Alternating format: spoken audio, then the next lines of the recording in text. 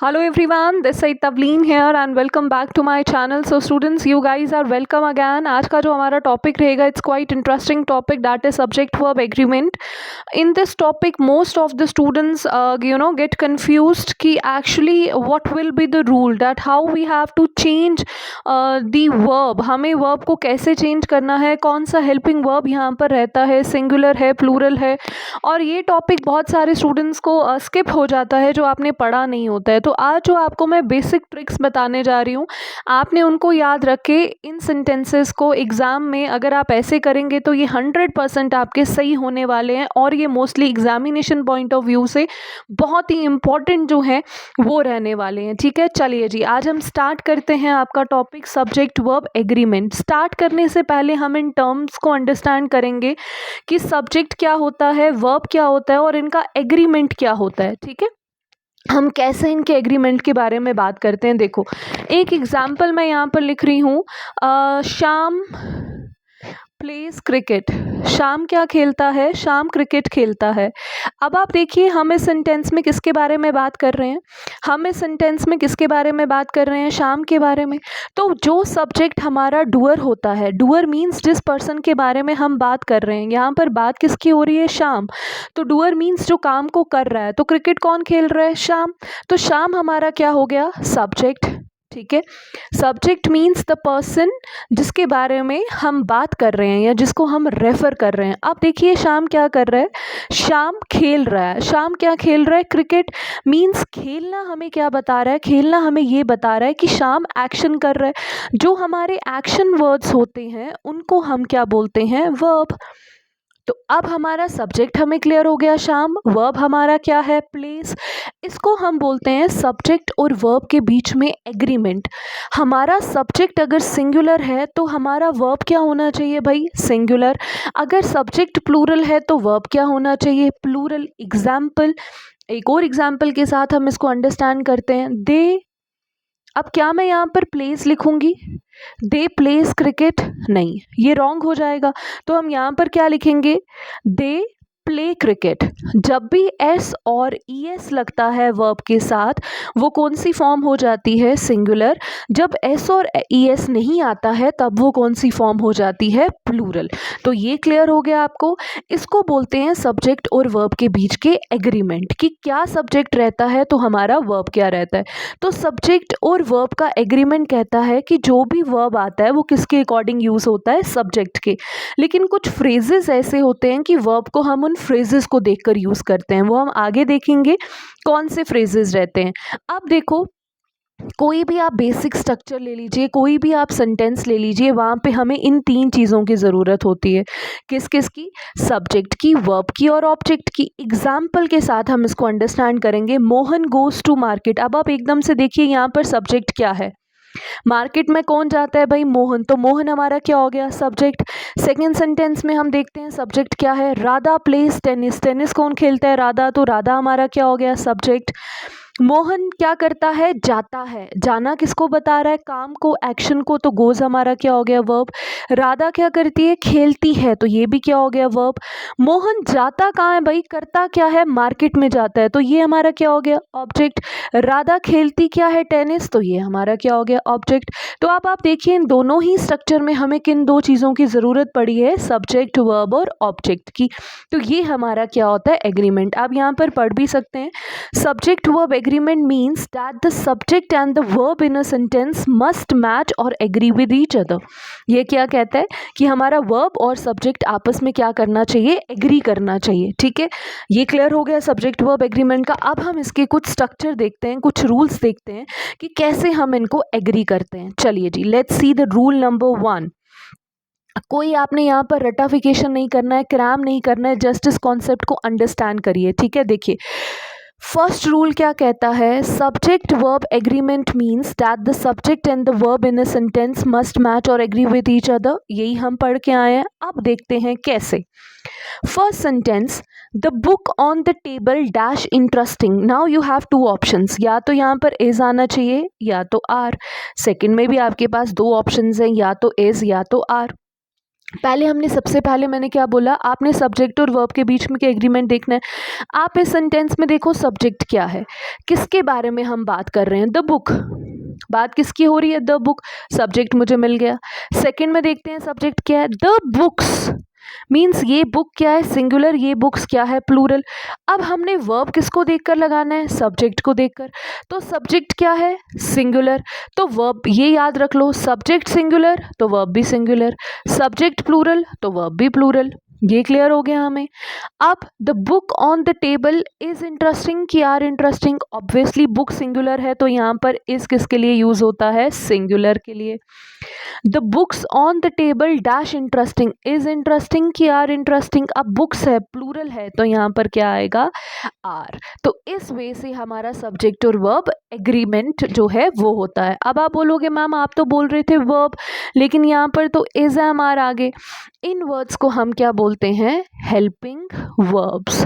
क्या बोलते हैं जी, हेल्पिंग वर्ब्स। अब हेल्पिंग वर्ब्स हमारे कौन कौन से होते हैं ये भी हम देख लेते हैं। हेल्पिंग वर्ब हमारे होते हैं is, am, are, was, were, has. Already tenses में मैं आपको, अच्छा आपने यही पढ़े हैं अभी, has, have, had, will, shall. ठीक है जी, ये सब हमारे क्या हैं, हेल्पिंग वर्ब। अब देखो हेल्पिंग वर्ब हमें ये पता होना चाहिए सिंगुलर कौन सा और प्लूरल कौन सा। अगर आपको यही नहीं पता तो आप यूज़ कैसे करेंगे। इसको हम यूज़ करते हैं सिंगुलर के लिए, ये याद रखिए। आर को हम यूज़ करते हैं प्लूरल के लिए, they are, we are, you are, she is, he is, it is. एम एग्री करते हैं किसके साथ, आई के साथ, इतना तो हमें क्लियर है। वॉज एग्री करता है सिंगुलर के साथ, वर एग्री करता है प्लूरल के साथ। She was, he was, they were, we were, you were, ये क्या है, प्लूरल। हैज़ एग्री करता है सिंगुलर के साथ, हैव एग्री करता है प्लूरल के साथ। She has, he has, it has, we have, they have, you have, I have. ठीक है। हैड, विल और शैल, ये जो तीनों हैं, हैड, विल और शैल, इनको आप सिंगुलर के साथ भी यूज़ करते हैं और प्लूरल के साथ भी। They had, I had, we had, she had, it had, सबके साथ had. They will, we will, she will, I will, they shall, we shall, I shall. ठीक है, ये जो तीनों हमारे हेल्पिंग वर्ब है, विल, शैल और हैड, ये सिंगुलर के साथ भी और प्लूरल के साथ भी।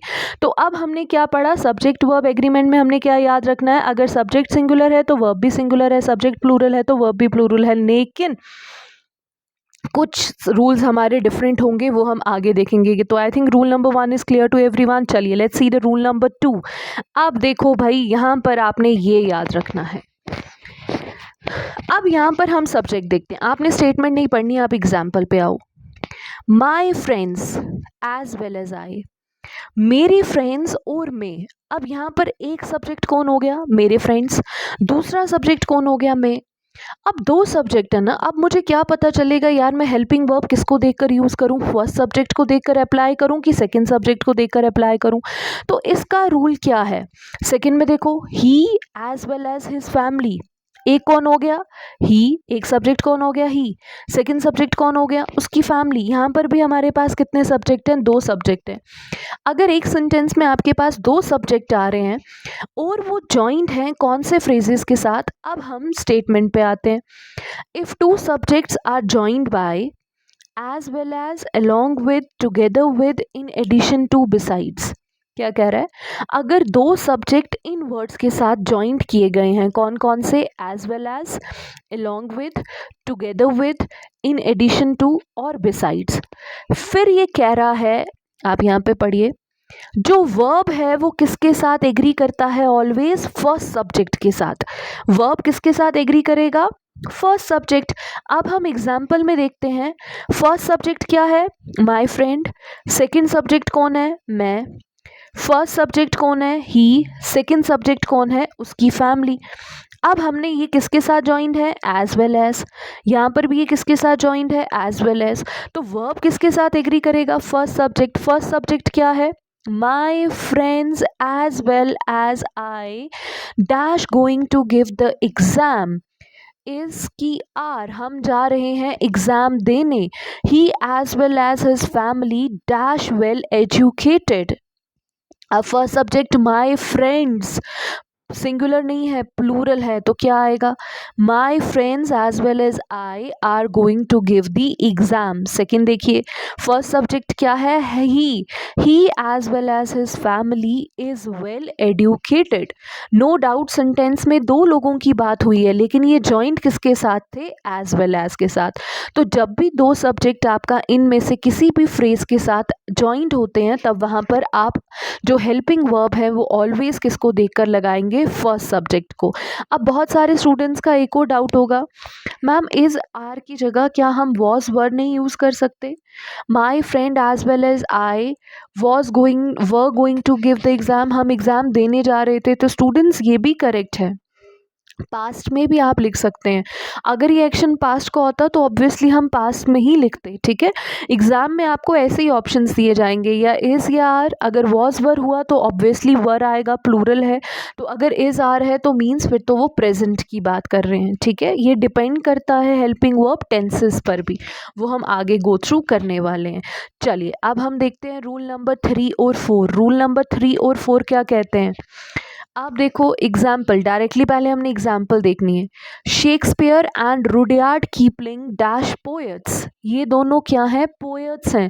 अब एक सब्जेक्ट और दो सब्जेक्ट, दो लोगों की बात हो रही है, लेकिन यहाँ पर देखें तो ये किससे जॉइंट है? एंड से। अब वो वाले फ्रेजेस तो नहीं है, as well as, in addition to, besides, together with, है ना। अब यहाँ पर हम पढ़ते हैं स्टेटमेंट क्या कह रही है। स्टेटमेंट कह रहा है अगर दो different subjects, two different subject, Shakespeare भी अलग है, रुडयार्ड कीपलिंग भी अलग है, आर जॉइंड बाय एंड, अगर दो डिफरेंट सब्जेक्ट्स एंड से जॉइंट होते हैं तो वो कौन से हेल्पिंग वर्ब के साथ एग्री करते हैं? प्लूरल हेल्पिंग वर्ब के साथ। Shakespeare and Rudyard Kipling are poets, ये दोनों क्या हैं? ये हमारे पोएट्स हैं, बिकॉज शेक्सपियर भी अलग पर्सनैलिटी है और रुडयार्ड कीपलिंग की भी अपनी पर्सनैलिटी है। These are two different personalities. चलिए ये इजी था। अब नेक्स्ट में आप मुझे बताएं आप क्या लिखेंगे। Are owner and manager dash mister Mathur is की are breaking and entering dash against the law is की आर। ब्रेकिंग, किसी चीज़ को तोड़ना कहीं पर और फिर एंटर करना, वो लॉ के अगेंस्ट है। इज होगा कि आर होगा? हमारा ओनर एक, मैनेजर दो, वो कौन है? मिस्टर माथुर। ब्रेकिंग और एंटरिंग जो है वो अगेंस्ट है लॉ के। देखो ये स्टेटमेंट पढ़िए, ये इंपॉर्टेंट है। If two subjects are separated by and, वही है, अगर दो सब्जेक्ट्स के बीच में एंड आ रहा है और वो रेफर कर रहे हैं सेम पर्सन को या थिंग को या किसी चीज़ को एज अ होल, या वो एक ही आइडिया दे रहे हैं, देन वो एग्री करेगा सिंगुलर हेल्पिंग वर्ब के साथ। यहाँ पर हमने फर्स्ट रूल देखिए, अगर दो सब्जेक्ट एंड के साथ जॉइंट हो रहे हैं और वो दो डिफरेंट सब्जेक्ट्स हैं, यहाँ पर आप देख रहे हो स्टेटमेंट में क्लियरली मेंशन्ड है, और वो दोनों अलग अलग पर्सनालिटीज़ हैं, तब वहाँ पर हेल्पिंग वर्ब क्या रहता है? प्लूरल। लेकिन अगर हमारे दो सब्जेक्ट्स एंड से जॉइंट हो रहे हैं और वो डिनोट कर रहे हैं सेम पर्सन को ही या एक ही आइडिया को एज अ होल, देन वहाँ पर हेल्पिंग वर्ब हमारा क्या रहता है? उस केस में हेल्पिंग वर्ब हमारा रहता है सिंगुलर, ठीक है। अब आपको समझाती हूँ कैसे। देखो ये आ गया सेम पर्सन और idea. Our owner and manager, हमारा जो ओनर है और मैनेजर है वो कौन है? मिस्टर माथुर। मीन्स एक ही पर्सन दिया है यहाँ पे, वो पर्सन हमारा ओनर भी है और मैनेजर भी है, दो चीज़ें तो हैं लेकिन पर्सन हमारा क्या है? सेम। तो क्या आएगा? Our owner and manager is mister Mathur. अब यहाँ पर देखो, तोड़ना और एंटर करना लॉ के अगेंस्ट है, इट मीन्स आइडिया एक ही है, लॉ की ही बात हो रही है, तो क्या आएगा? Breaking and entering is against the law. एक और एग्जाम्पल के साथ आपको अंडरस्टैंड करवाती हूँ। देखो, bread and butter dash my favourite breakfast. क्या कह रहे हैं? ब्रेड और बटर जो है वो मेरा फेवरेट ब्रेकफास्ट है। अब आप मुझे बताएं आप क्या लिखेंगे? इस की आर। 90% यहाँ पे स्टूडेंट्स क्या लिखने वाले हैं मैं वो बता देती हूँ, आर, क्योंकि ब्रेड क्या है? एक सब्जेक्ट, बटर क्या है? दूसरा सब्जेक्ट। तो दो सब्जेक्ट जब एंड से ज्वाइन होते हैं तब हम क्या लिखते हैं? आर, ये वाला रूल। पर आगे पढ़िए, ब्रेड और बटर मेरा फेवरेट ब्रेकफास्ट है। ब्रेकफास्ट में हम दोनों को एक साथ लेते हैं, ब्रेड और बटर को कंबाइन करके। मीन्स आइडिया एक ही चीज़ का दे रहा है, क्या हम दोनों को किसके लिए यूज़ करते हैं, ब्रेकफास्ट के लिए। तो स्टूडेंट्स यहाँ पर हम क्या लिखेंगे, is bread and butter is my favourite breakfast. I hope ये क्लियर हो गया। जब दो चीज़ें आइडिया एक ही चीज़ का दे रही हैं कि आप इनको ब्रेकफास्ट के लिए एक साथ यूज़ करते हैं। अब देखो वाइट एंड ब्लैक शर्ट, अब एक और एग्जाम्पल के साथ बता देती हूँ। My black and white shirt, मेरी जो ब्लैक और वाइट शर्ट है, डैश मिसप्लेस्ड। अब मेरी है ना, माई मीन्स ब्लैक और वाइट, ये एक ही शर्ट है, तो क्या आएगा, इज। अगर यहाँ पर होता अ black and a white shirt, means a black एक शर्ट हो जाती, अ वाइट दूसरी शर्ट हो जाती, तब हम लिखते आर मिसप्लेस्ड, मीन्स दो शर्ट्स क्या है, मिसप्लेस्ड है। ठीक है, सो ये बेसिक सा रूल था। अब हम आते हैं नेक्स्ट में। चलिए अब देखिए, this one is again very very important. ये एग्जामिनेशन पॉइंट ऑफ व्यू से आप स्टूडेंट्स के लिए बहुत ही इंपॉर्टेंट रहने वाला है, तो इसको ध्यान से देखिएगा। क्या कह रहा है, if two subjects are joined by, अगर दो सब्जेक्ट्स हमारे जॉइंड हो रहे हैं किसके साथ, और के साथ, नीदर नॉर के साथ, या ईदर और के साथ। या तो आप इनको नाइदर बोल सकते हैं या आइदर, या नीदर या ईदर, दोनों ही प्रोनाउंसिएशंस इसकी करेक्ट हैं। ठीक है, क्या कह रहा है, अगर दो सब्जेक्ट हमारे जॉइंट हो रहे हैं किसके साथ, और के साथ, नाइदर नॉर के साथ, या आइदर और के साथ, वहाँ पर उनके साथ ऑलवेज हेल्पिंग वर्ब क्या रहता है, सिंगुलर। वो बता देती हूँ क्यों। देखो, और कहता है या तो ये या तो वो, और मीन्स दो चीज़ों के बीच में से किसी एक चीज़ की बात करता है ना, चॉइस की बात करता है।